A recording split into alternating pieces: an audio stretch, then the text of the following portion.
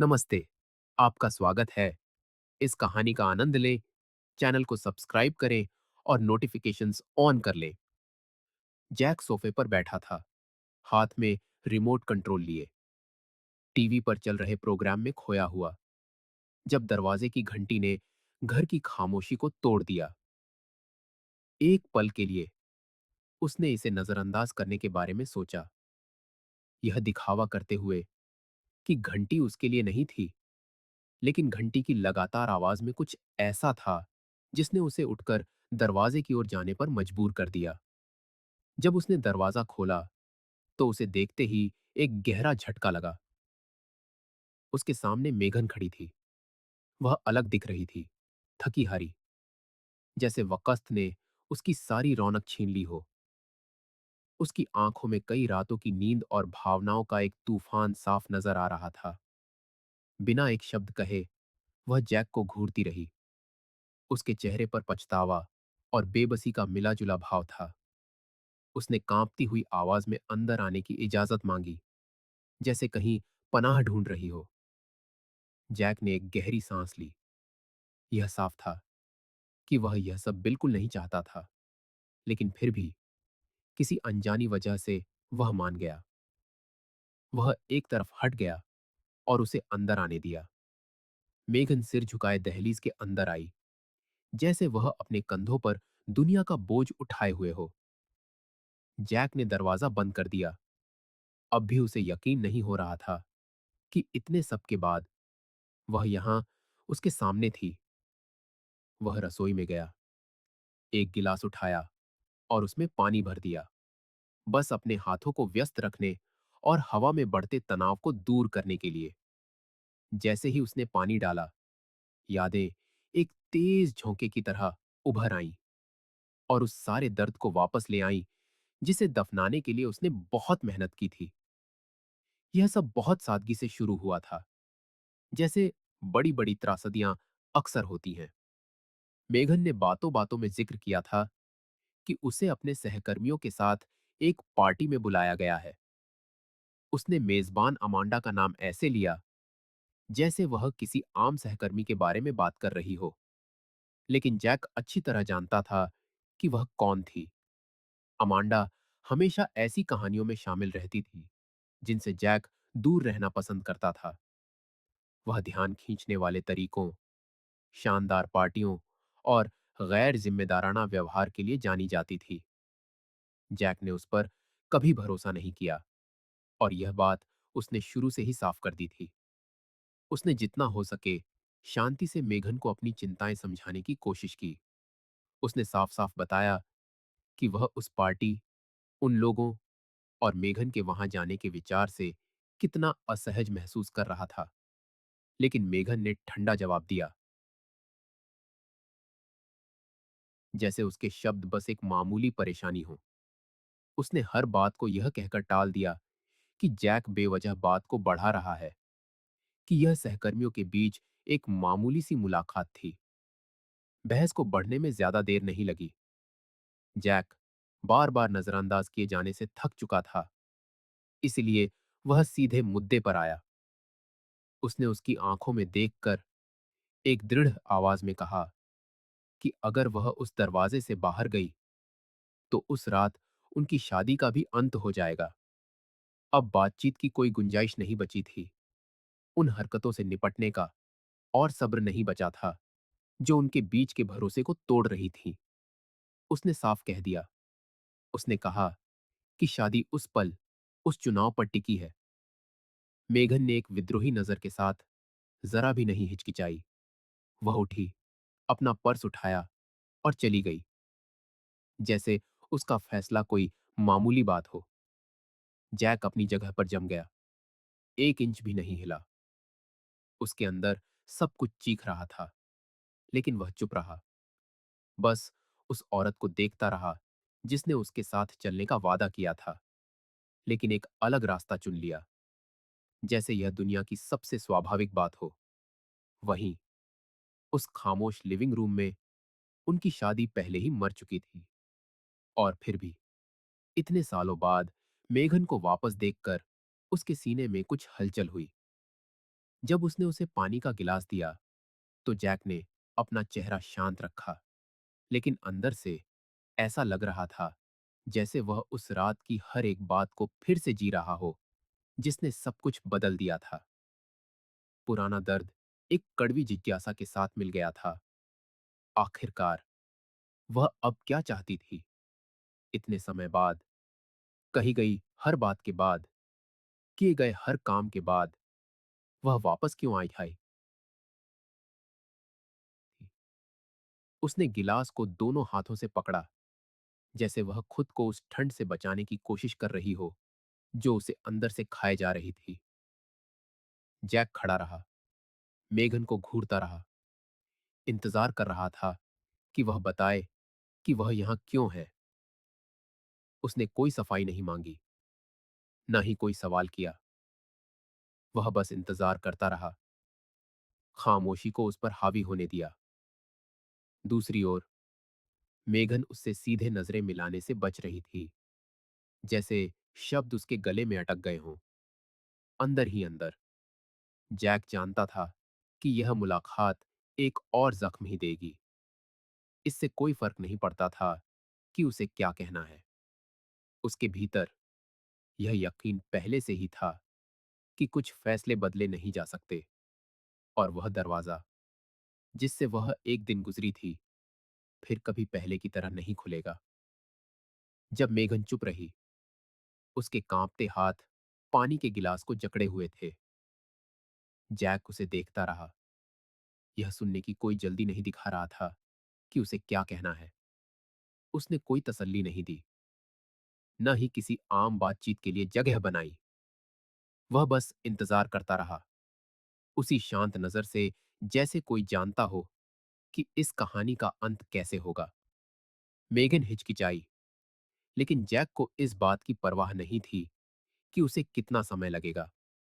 उसके अंदर उस रात की यादें अभी भी वैसी ही थीं, उतनी ही ताजा जैसे उसी पल घटी हों। उसके पार्टी के लिए जाने के बाद जैक अकेला रह गया।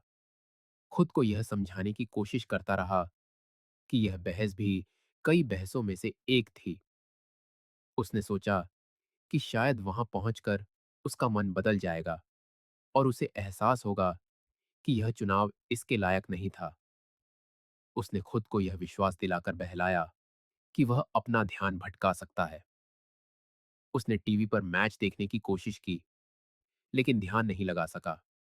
बेचैनी एक खामोश चेतावनी की तरह बढ़ रही थी कि कुछ बहुत बुरा होने वाला है। घंटे बीत गए। देर हो चुकी थी जब जैक का फोन मेज पर वाइब्रेट हुआ। यह कायल का एक मैसेज था, एक पुराना दोस्त जो मेगन को जानता था और उस पार्टी में भी था। जैक को अंदाजा नहीं था कि वह क्या देखने वाला है। जब उसने मैसेज खोला तो उसे एक वीडियो मिला।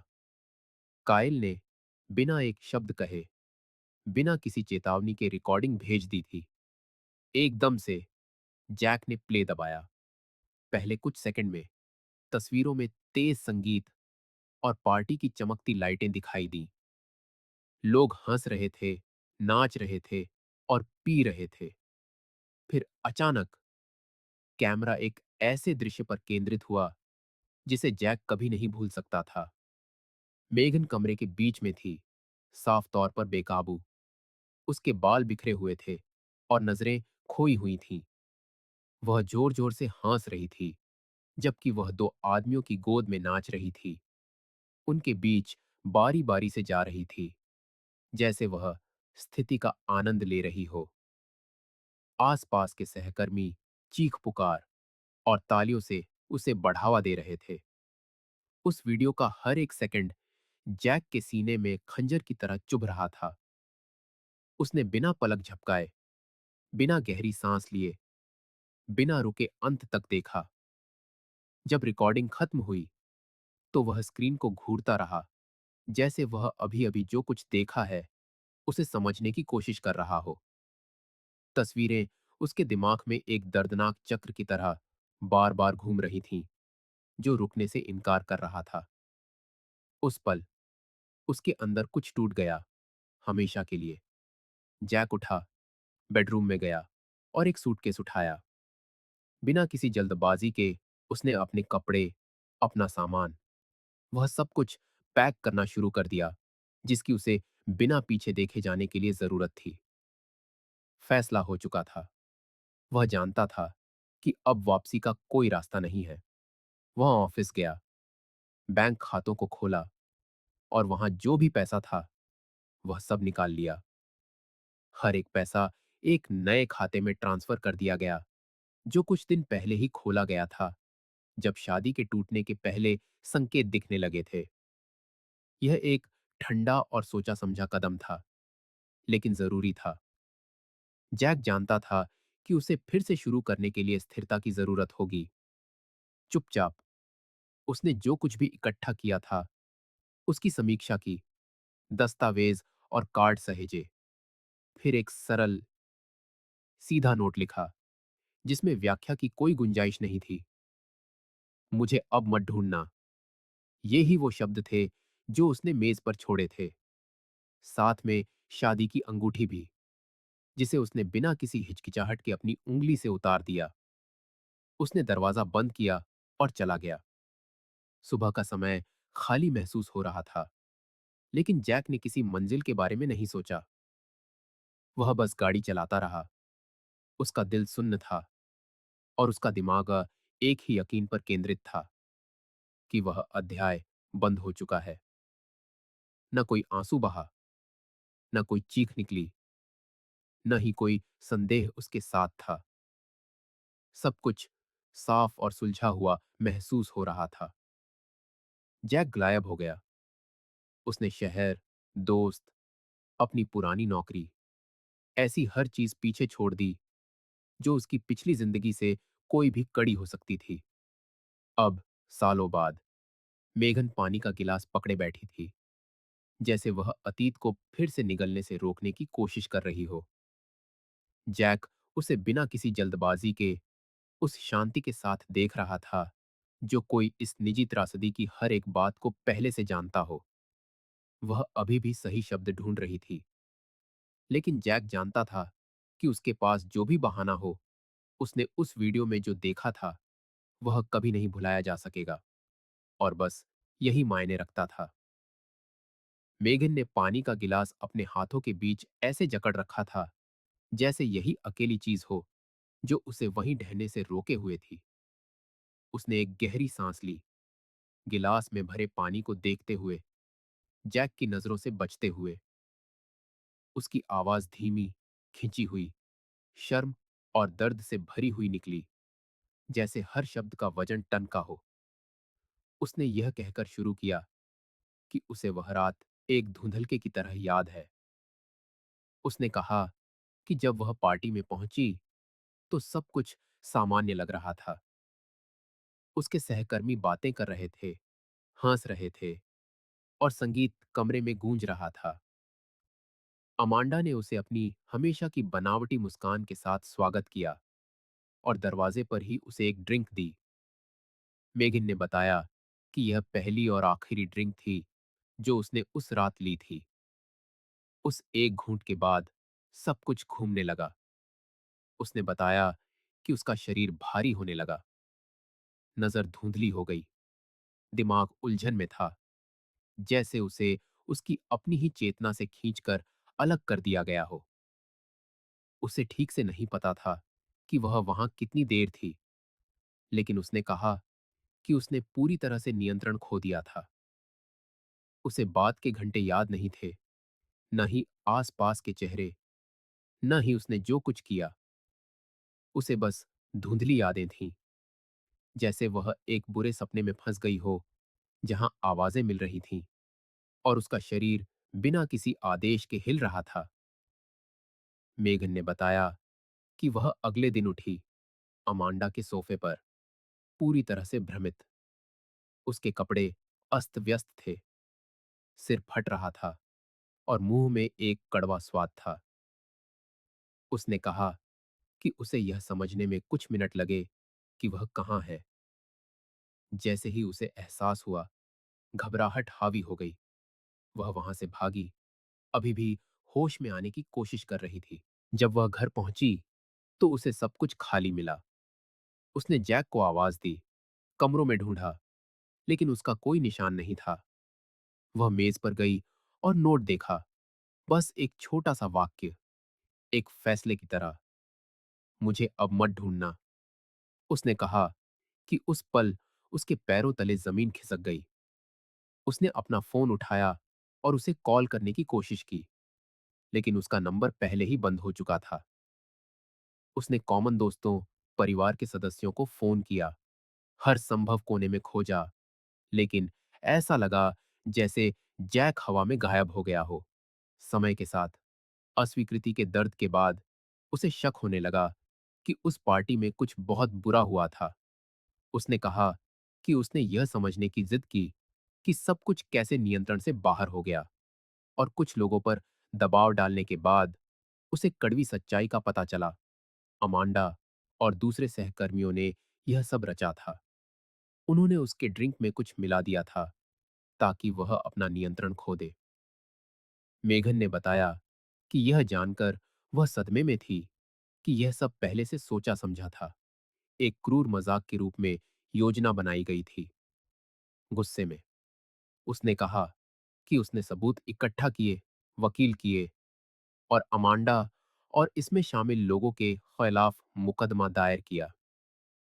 उसने बताया कि उसने महीनों अदालतों में बिताए, झूठ सुने और अपना नाम साफ करने की कोशिश की, जब तक कि सच्चाई आखिरकार सामने नहीं आ गई और वह केस जीत गई। उसने कहा कि उसे एक बड़ी रकम मिली, लेकिन कोई भी पैसा असली तकलीफ की भरपाई नहीं कर सकता था। उसके अनुसार सबसे मुश्किल पल बेइज्जती, मुकदमा या सार्वजनिक अपमान नहीं था। उसने कहा कि सबसे बुरा पल तब था जब उसे जैक के वकील का फोन आया, जिसने उसे बताया कि तलाक हो चुका है। उसने कहा कि उस पल उन्होंने जो कुछ भी बनाया था, उसका बचा खुचा हिस्सा भी पूरी तरह से ढह गया। जो कुछ भी उसने झेला, उसके बावजूद मेघन ने कहा कि उसे उससे मिलना था, कि उसे उससे बात करनी थी, उसकी आंखों में देखना था और उसे सच्चाई बतानी थी, भले ही वह जानती थी कि इससे शायद अब कोई फर्क नहीं पड़ेगा। इसीलिए उसने एक निजी जासूस को काम पर रखा। उसने कहा कि यह एक लंबी, मुश्किल और थका देने वाली खोज थी, जो कई राज्यों तक चली, जिसमें समय और पैसा लगा, जब तक कि आखिरकार उसने उसे उस अलग-थलग शहर में नहीं ढूंढ लिया। उसने अपनी नजरें उठाईं, उसकी आंखें आंसुओं से भरी थीं, और यह कहकर बात खत्म की कि अब वह यहां उसके सामने है, उस पानी के गिलास को पकड़े हुए, जैसे यही एकमात्र सहारा हो जो उसे उस पल खड़े रहने में मदद कर रहा हो। जब वह स्थिर रही, तो गिलास उसके हाथों में हल्का सा कांप रहा था, जो उस तूफान का प्रतिबिंब था जो अभी भी उसे अंदर से खाए जा रहा था। मेघन ने एक दबी हुई आवाज में अभी भी कोई छोटी सी दरार ढूंढने की कोशिश की, जिससे वह उसके दिल तक पहुंच सके। उसने कहा कि उसने जो कुछ भी किया, हर कोशिश, हर खोज, हर पैसा जो खर्च हुआ, वह उस अपराध बोध से प्रेरित था जो उस रात से उसे खाए जा रहा था, और उस प्यार से जो वह अभी भी अपने दिल में लिए हुए थी। उसने कहा कि इस दौरान वह कभी भी आगे नहीं बढ़ पाई, कि वह हर दिन उसके चेहरे की याद और उसे खोने के दर्द के साथ उठती थी। उसने जोर देकर कहा कि अगर वह उसकी जगह होती, तो शायद वह भी उसी तरह फैसला करती। उसने उससे कम से कम एक मौका देने की भीख मांगी, ताकि वह सुन सके कि उसका दिल क्या चीख रहा है। लेकिन जैक ने उसे उसी शांति से देखा जो उसने बातचीत की शुरुआत से बनाए रखी थी। उसने अपनी आवाज नहीं उठाई, गुस्सा नहीं दिखाया, न ही कोई ऐसी भावना जाहिर की जो उसे उम्मीद दे सकती थी। जब उसने जवाब दिया, तो उसने यह सुनिश्चित किया कि वह साफ साफ बोले, जिसमें शक की कोई गुंजाइश न हो। उसने कहा कि जिंदगी किसी भी त्रासदी से पहले संकेत देती है, और यह हर इंसान पर निर्भर करता है कि वह उन संकेतों के साथ क्या करता है। उसने समझाया कि उसके लिए असली समस्या उस ड्रिंक में मिली चीज नहीं थी, न ही उस पार्टी में रची गई साजिश। सब कुछ तबाह करने वाला उसका वो फैसला था जो उसने उनकी शादी के मूल्य और उनके बीच मौजूद सम्मान को नजरअंदाज करने के लिए किया था। उसने कहा कि जिस पल उसने उसकी सारी बातों, ध्यान देने की सारी गुहारों के बावजूद उससे मुंह मोड़ने का फैसला किया, उसी पल उनकी शादी की किस्मत तय हो गई थी। जैक ने कहा कि कुछ फैसलों की कीमत बहुत ज्यादा होती है, और प्यार, चाहे कितना भी मजबूत क्यों ना हो, उन जख्मों को मिटाने के लिए काफी नहीं होता जो बहुत गहरे होते हैं। मेगन में और जोर देने की हिम्मत नहीं बची थी। उसकी नजरें खाली घूम रही थीं, जैसे कोई आखिरकार उस खाई की गहराई को समझ गया हो जिसे उसने अपने ही हाथों से खोदा था। बिना कुछ और कहे वह उठी और दरवाजे की ओर चली गई। वह इस यकीन का बोझ उठाए हुए चली गई कि उसने सब कुछ खो दिया है और उम्मीद का कोई इशारा बाकी नहीं बचा था। जैक बैठा रहा, स्थिर, जब तक कि उसने दरवाजा बंद होने की आवाज नहीं सुनी।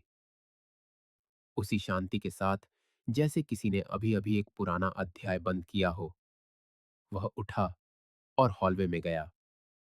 उसने वेनेसा को आवाज दी, जो पूरी बातचीत के दौरान अगले कमरे में चुपचाप इंतजार कर रही थी। वह शांत दिखाई दी, बिना किसी सवाल के, उस समझ के साथ जो कोई जानता हो कि यह रात एक ऐसी कहानी का आखिरी बिंदु होगी जो बहुत लंबी खींच चुकी थी। वे वहीं सोफे पर बैठे रहे, बिना किसी जल्दबाजी के, जैसे उस कमरे के अंदर समय धीमा हो गया हो। वेनेसा जैक के बगल में बैठी, बस अपना हाथ उसके घुटने पर रख दिया। एक साधारण सा इशारा, लेकिन अपनेपन से भरपूर। उनमें से किसी को भी उठने की जल्दी नहीं लग रही थी। उसकी मौजूदगी शांत थी, सुरक्षित, जैसे वह बिना किसी सफाई की स्थिति की हर एक बात को समझती हो। जैक ने एक छोटे से वाक्य के साथ खामोशी तोड़ी, उसी शांति के साथ बोला जो उसने पूरी रात बनाए रखी थी। उसने कहा कि कुछ जख्म कभी नहीं भरते, चाहे कितना भी समय बीत जाए या कितनी भी नई कहानियां शुरू हो जाएं। उसने समझाया कि ये निशान तकलीफ देने के लिए नहीं, बल्कि सिखाने के लिए होते हैं। उसने जोर देकर कहा कि हर किसी को यह सीखने की जरूरत है कि किसी के प्यार और वफादारी का अनादर करने की कीमत बहुत ज्यादा होती है, और जो तबाह हो गया है उसे ठीक करने का दूसरा मौका हमेशा नहीं मिलता। वैनेसा चुपचाप सुनती रही, बिना टोके, बिना सवाल किए। वे दोनों वहीं बैठे रहे, अगल बगल, और कुछ नहीं कहा, बस इस यकीन को साझा करते हुए कि यह सच में एक ऐसे अध्याय का अंत था जो इतने लंबे समय से जैक के कंधों पर बोझ था। जैसे ही उसने आगे देखा, उसकी नजरें स्थिर और शांत थीं। जैक जानता था कि आखिरकार सब कुछ पीछे छोड़ने का समय आ गया है। किसी ऐसे व्यक्ति के बगल में बैठकर जो उसके इतिहास और उसके दिल का सम्मान करता था, वह पूरी तरह से जानता था कि आखिरी पन्ना पलटा जा चुका है और अब कहने को कुछ नहीं बचा था सिवाय शांति के। वीडियो देखने के लिए धन्यवाद। अगर आपको यह पसंद आया तो चैनल को सब्सक्राइब करना और नोटिफिकेशंस ऑन करना ना भूलें, ताकि आप कोई भी अपडेट मिस ना करें। अगली बार मिलते हैं।